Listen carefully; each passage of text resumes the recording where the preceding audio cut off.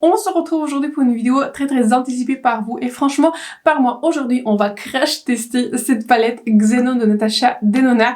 La palette Xenon existe en format mini, en fait elle existe en format du coup 5 couleurs. Donc Natasha Denona pour les fêtes de fin de l'année, je suppose, elle avait du coup ressorti la même palette mais en format 15 couleurs. Donc cette palette est maintenant disponible partout. Elle est disponible chez Sephora, elle est disponible sur Look Fantastic, sur Call Beauty, là où vous préférez l'acheter, je vais mettre tous les liens dans la barre d'infos si cela vous intéresse. Mais donc voilà, cette palette est maintenant disponible partout. C'est une palette en édition limitée, donc je pense qu'elle va rester quand même là pendant un moment. Je crois que la dernière palette qu'elle avait sortie en édition limitée, c'était la palette Midi Pastel, mais j'ai l'impression qu'elle était là pendant un moment. Donc il s'agit d'une palette en format 15 couleurs Xenon. J'ai été immédiatement attirée par cette palette quand j'ai vu les images promotionnelles. Et me connaissant, je savais que j'allais acheter cette palette parce que j'aime beaucoup la qualité de Natasha Denona. Ces deux dernières palettes, c'était du coup la palette I Need the Nude, un gros favori. La palette Yuka m'a beaucoup impressionné. Vraiment, Natasha Denona, c'est une marque qui m'a beaucoup impressionné cette année. Donc franchement, c'était pas, on va dire, c'était pas, comment dire, en suspense si j'allais acheter cette palette. Mais j'avais l'impression que sur les images promotionnelles, ça ressortait beaucoup plus différemment par rapport à ce que je vois en personne. En personne, ça ressort beaucoup plus gris. Donc pour aujourd'hui, on va dire, le projet.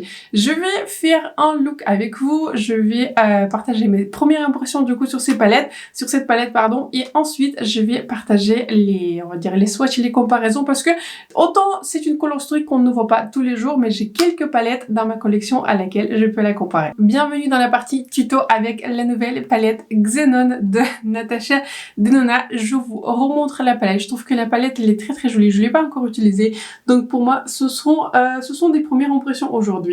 J'étais en train de réfléchir comment on va approcher ce look aujourd'hui et je n'ai pas envie de faire quelque chose qui est beaucoup trop gris parce que j'ai l'impression en fait que c'est le côté le plus évident de la palette forcément parce qu'elle était inspirée, enfin on va dire on a une prédominance de la colorstory qui est grise, mais j'ai envie d'utiliser les couleurs qui sont un peu plus neutres en fait de cette palette pour voir éventuellement quelles sont les possibilités de faire un maquillage qui est plus ou moins neutre, maquillage plus ou moins portable. Je vais commencer par cette couleur-ci. Je vais commencer par la couleur qui s'appelle Fleury et c'est un mat et un mat très clair. Je dirais que ce mat, c'est une sorte de mat en fait taupe grisâtre, mais je dirais en fait qu'il est plus clair que ma carnation. Je ne sais pas ce que vous allez voir, en tout cas moi je vois pas grand chose, donc je pense que cette couleur aurait pu marcher pour moi comme une couleur pour elle a été sous mon sourcil, mais ce n'est pas grave, on s'est déjà engagé sur cette couleur, donc je vais la mettre un tout petit peu partout, je vais l'estomper et ensuite on va passer à une couleur un peu plus profonde. Je prends maintenant la couleur qui s'appelle Snurt. Cette couleur m'a l'air beaucoup plus foncée du coup que la couleur précédente et je vais en ajouter dans mon coin externe, dans mon creux de paupière pour donner un peu de dimension à mon look. Plus j'applique cette couleur, plus j'ai l'impression qu'il y a un ton qui est en fait bleu qui ressort. Il faut que je regarde dans la description comment cette couleur a été décrite, mais quand je l'applique en fait sur la paupière, j'ai vraiment l'impression que c'est une sorte de... Enfin, c'est pas tout à fait une couleur qui est gris, c'est une couleur, enfin, une sorte de bleu-gris. Je vais également appliquer un peu de la même couleur Snurt en bas des paupières. J'ai envie d'utiliser maintenant une couleur qui est un peu plus foncée et on a le choix entre trois couleurs. Il y a la couleur qui s'appelle Ebb et elle a été décrite comme un métallique bleu, donc je ne sais pas si j'ai envie de me tourner vers cette couleur en particulier, donc du coup...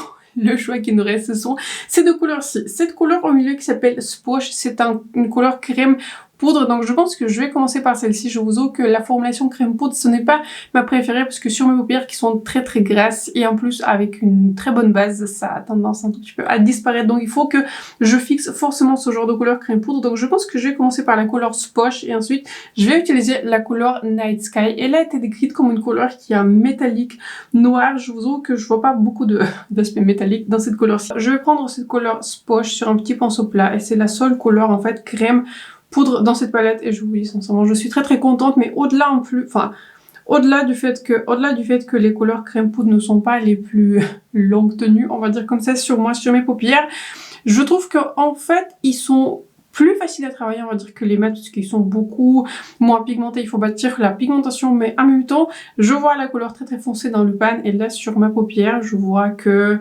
ouais, c'est pas ultra pigmenté, donc dans ce sens-là, je préfère très largement les mats de Natasha Denona. Je trouve qu'ils marchent beaucoup mieux pour moi que sa formulation crème poudre. Je trouve que c'est une palette qui est vraiment bien curieuse. C'est maintenant la 3e couleur que j'utilise et cette couleur a été décrite comme en noir. Je vais bien regarder la description. Et la couleur précédente aussi, elle a été décrite comme en gris. Il n'y avait pas de ton bleu. Mais les deux couleurs-ci, en fait, c'est comme si j'avais pas appliqué en fait des gris et des noirs. C'est comme si en fait j'avais appliqué des couleurs qui sont bleu foncé, ce qui est plutôt curieux. Je prends maintenant la couleur Night Sky. Quand j'avais swatché cette couleur, j'avais vraiment l'impression que c'était crème poudre alors qu'en fait pas du tout. C'est une couleur qui est censée être en métallique, donc bon.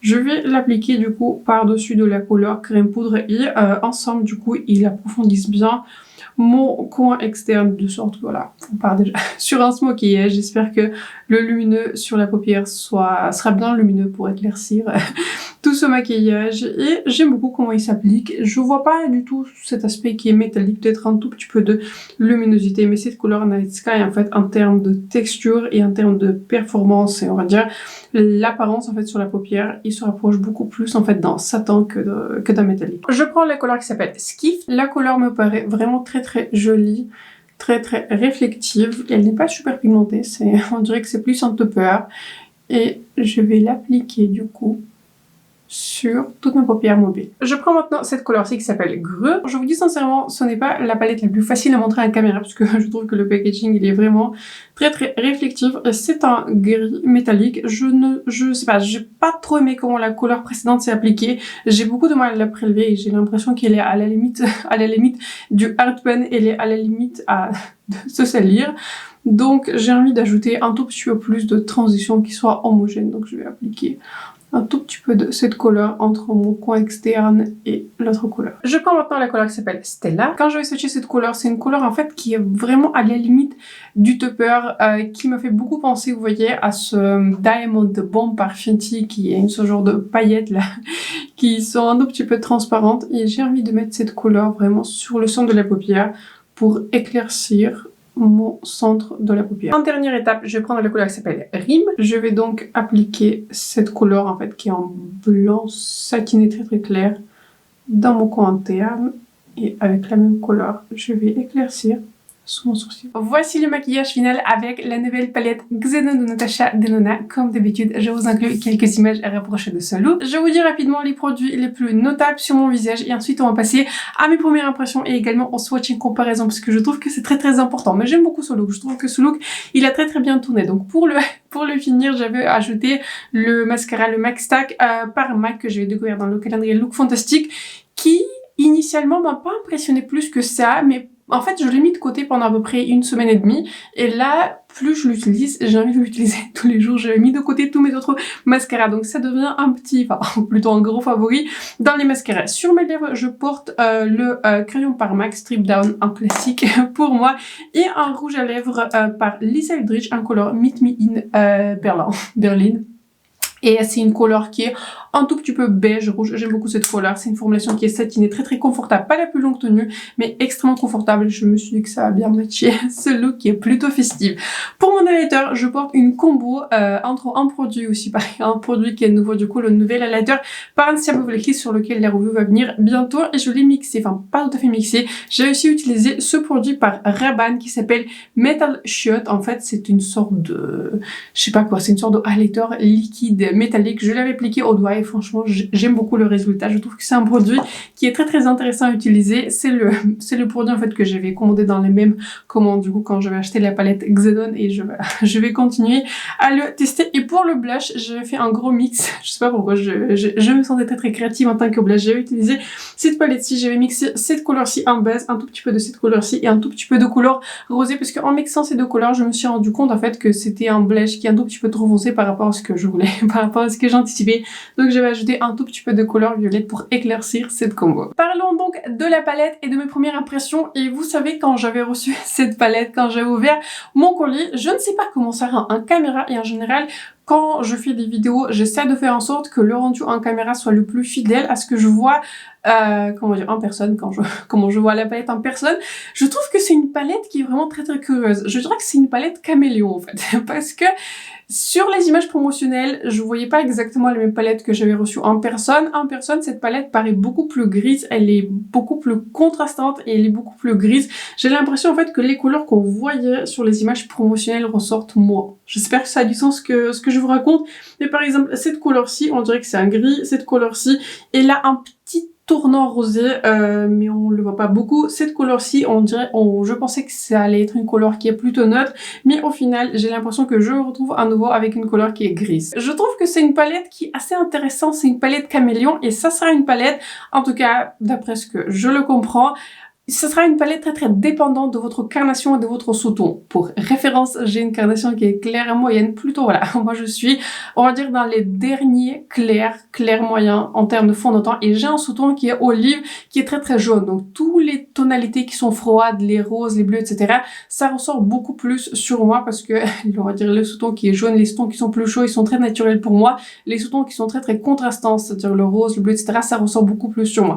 Et j'ai été plutôt étonnée parce que la seule couleur mat, on va parler des couleurs plus ou moins mat, en tout cas les couleurs les plus foncées, il y a beaucoup de textures différentes, mais seule cette couleur-ci qui s'appelle Ebb a été décrite comme une couleur avec un sous-ton bleu, mais pas les deux autres couleurs, je vais bien vérifier, ni cette couleur-ci d'ailleurs. Mais sur moi, ça ressort beaucoup plus bleu et j'ai l'impression que c'est vraiment une palette qui est très monochromatique. J'ai l'impression en fait que j'aurais pu obtenir ce maquillage avec juste deux couleurs différentes et j'aurais pu obtenir exactement les mêmes résultats. Peu importe si j'en avais mixé beaucoup plus, bah pour moi les résultats ne changent pas. Je pense que ce serait très différent si vous avez un sous-ton qui est rosé ou si vous avez une carnation plus claire ou si vous avez un sous-ton aussi neutre et aussi une carnation encore une fois beaucoup plus claire. Je pense que vous allez voir sur vos paupières beaucoup plus de nuances en termes de couleurs, mais en tout cas sur ma carnation, en termes de nuances, on va commencer par les couleurs mat. Je vous parle des couleurs mat. En termes de nuances, je vois vraiment très peu de différence. Et pareil, en termes de couleurs mat qui sont claires, il y a les couleurs blizzard, fleurie et contrail. Franchement, cette couleur-ci, je pensais qu'elle allait être beaucoup plus foncée, mais j'aurais pu utiliser en fait pour mon coin interne ou pour allaiter sur mon sourcil n'importe laquelle de ces trois couleurs les plus claires et le résultat aurait pu être pareil. En ce qui concerne les couleurs lumineuses, je vous ai fait un benchmark et je ne sais pas si vous allez voir ce de quoi je vous parle, mais en fait, j'avais swatché 5 couleurs lumineuses. J'avais swatché la couleur REM, j'avais swatché cette couleur Stellar, j'avais swatché la couleur Super Unique, Navy et Skift, en fait, 5 couleurs lumineuses. Et en fait, c'est la même couleur. En fait, c'est la même couleur.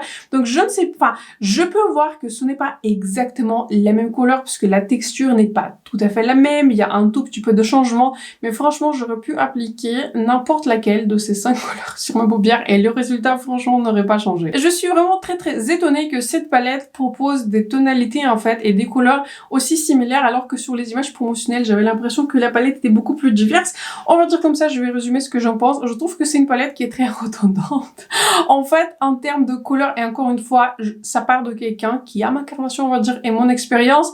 Mais je trouve que cette palette aurait pu être condensée à 5 couleurs, enfin sa palette mini Xenon contient 5 couleurs.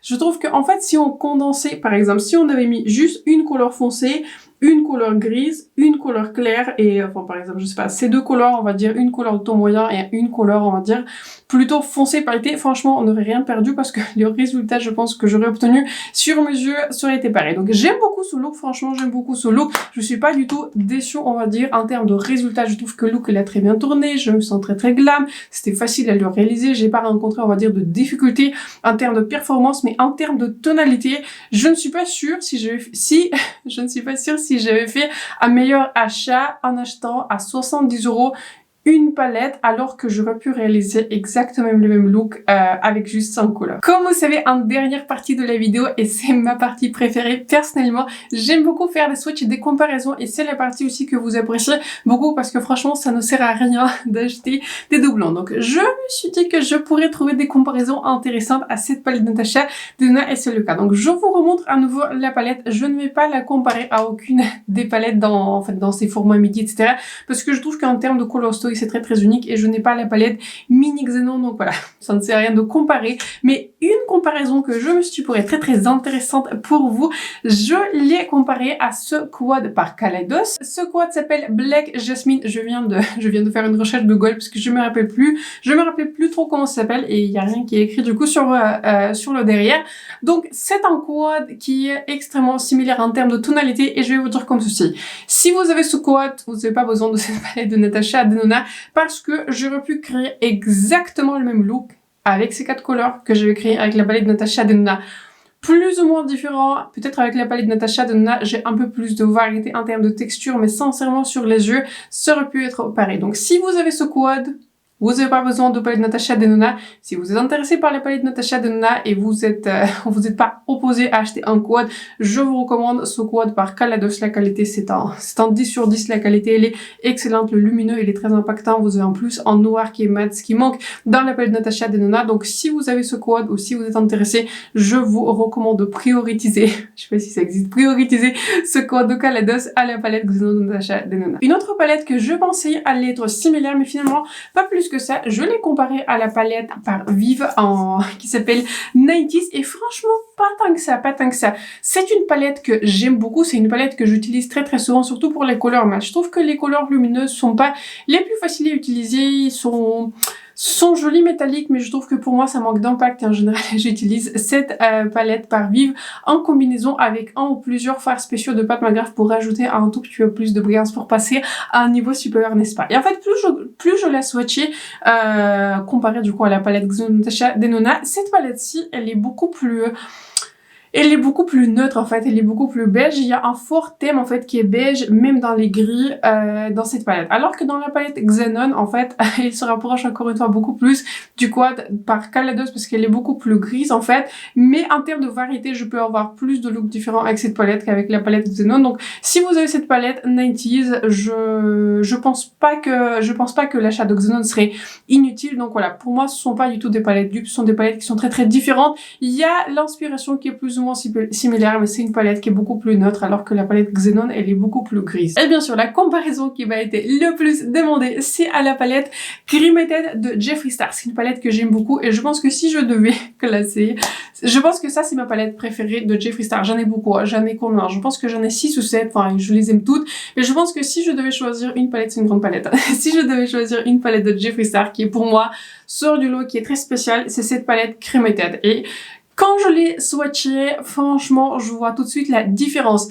On va dire comme ça, vous pouvez trouver tous les tons qui se retrouvent dans la palette Xenon dans cette palette de Jeffree Star. Bien que sur les images promotionnelles et bien que sur les swatchs, c'est pas tout à fait pareil. Il y a la couleur, la seule couleur en fait qui est un tout petit peu différente, c'est la couleur Snowbow. Vous voyez, c'est cette couleur-ci, là, j'ai du mal à vous montrer cette couleur-ci qui a un ton un tout petit peu plus rosé, mais quand je vous la montre directement en caméra, juste en fait sur le côté, je vois un petit reflet rosé, mais sur tout le reste, vous allez retrouver toutes les couleurs dans la palette de Jeffree Star Cremated qui se retrouve dans la palette Xenon. Cependant, la palette de Jeffree Star, elle est absolument super parce que non seulement Jeffree Star propose des couleurs qui sont grises, mais il y a en fait des couleurs qui sont top dans cette palette. Avec cette palette, j'avais créé beaucoup de maquillage. Je crois que pour ma revue, j'avais fait 3 ou 4 maquillages. J'avais fait beaucoup de maquillage avec cette palette, c'est un vrai favori parmi les palettes. Donc, à la différence de la palette Xenon, encore une fois, de Natasha Denona, ici dans le pan, et j'espère que vous le voyez en caméra, vous pouvez voir les différents sous-tons. En fait, ce n'est pas que les tons qui sont gris. Ici, vous avez des taupes, vous avez des couleurs qui sont un tout petit peu plus beige. C'est une palette qui est excellente, c'est une palette qui est très complète. Donc, si vous avez la palette Cremated de Jeffree Star, pensez pas à la palette Xenon parce que vous avez déjà toutes les teintes avec la palette de Jeffree Star. Et si vous n'avez pas la palette Cremated de Jeffree Star, et si vous êtes attiré par cette Color Story, franchement, je vous recommande plutôt acheter cette palette-ci de Jeffree Star Cremated. Je trouve qu'elle est beaucoup plus complète, les fards sont beaucoup plus fidèles, on va dire le rendu des fards est beaucoup plus fidèle, enfin il est totalement fidèle sur ma paupière, même avec mon sous-ton par rapport à la palette Xenon. Encore une fois, sur ma carnation, les fards de la palette Xenon tiraient très fortement vers le bleu, alors que dans la palette de Jeffree Star, elle est tellement excellente que bien que vous voyez en fait ces couleurs qui sont top dans le pan, et ce sera exactement les mêmes couleurs sur la paupière, et c'est pour ça aussi je l'apprécie autant. Donc si vous n'avez pas la palette Xenon et si vous n'avez pas encore la palette Cremated de Jeffree Star, je vous recommande plutôt celle-ci. Je crois qu'il y a des promos en ce moment sur Beauty Bay. Là, vous pouvez l'acheter un tout petit peu moins cher et cette palette-ci va vous revenir beaucoup moins cher, et ce sera aussi, il y aura aussi beaucoup plus de teintes. Donc, dans le doute, pour vous répondre à beaucoup d'entre vous qui m'avaient écrit, on va dire, entre les deux, j'aurais choisi Cremated de Jeffree Star et j'aurais passé sur Xenon Natasha Denona. J'ai l'impression que ma revue n'était pas extrêmement positive et je m'attendais pas. Franchement, je m'attendais pas. Je pensais vous dire que c'est la meilleure palette au monde, que je suis amoureuse, etc. Mais franchement, je suis un tout petit peu mitigée. Je pense que c'est comme ça que je vais nommer ma vidéo. En fait, d'un côté, j'aime beaucoup mon look. J'aime beaucoup mon look, comment ça a tourné, comment il a tourné. Mais en même temps, je ne suis pas sûre par rapport à ce que j'avais dans ma collection et par rapport au prix que je vais payer que j'aurais payé pour ce look 70 €. Est-ce que ça a du sens ce que je vous raconte? J'aurais pu obtenir ce look avec beaucoup moins de fard et je pense que je vais le conclure comme ceci. Je pensais à l'origine faire une vidéo 3 looks avec cette palette à la suite de ce crash test, mais je vous dis sincèrement, je pense pas que je vais les faire parce que tous les 3 looks, en fait, ils vont être plus ou moins similaires et j'en vois pas trop l'intérêt. Ça m'inspire aussi pas plus que ça de faire le même look tous les jours. Donc, je vais en terminer comme ceci. Si vous avez déjà acheté la palette Xenon, je trouve qu'en soi, c'est une bonne palette. C'est une palette qui performe bien. C'est une palette qui n'a pas de difficultés, etc. Mais en termes de variété, je trouve que c'est une palette qui manque cruellement de variété en termes de sous-tons et en termes de différentes couleurs qui auraient pu alors que ça aurait pu être possible. Vous voyez l'exemple par exemple de la palette Jeffree Star, il a pu le faire, donc Natasha Denona elle aurait aussi pu le faire. Cette conclusion clôture ma vidéo. J'espère que ma vidéo et ma review vous ont été utiles. Partagez dans les commentaires si vous avez été attiré par cette palette, si vous avez été tenté, si vous avez déjà une ou plusieurs palettes grises dans votre collection. Votre avis m'intéresse. Donc j'espère que la vidéo vous a plu. Je vous souhaite un excellent week-end. Je vais essayer de poster cette vidéo samedi parce que je sais que beaucoup d'entre vous sont excités par cette palette. Donc je vous souhaite un excellent week-end, un excellent samedi. N'hésitez pas à vous abonner à ma chaîne et de me faire un like. C'est très important pour moi et pour ma chaîne. Donc sur ce, on se retrouve très bientôt dans ma prochaine vidéo. Bye!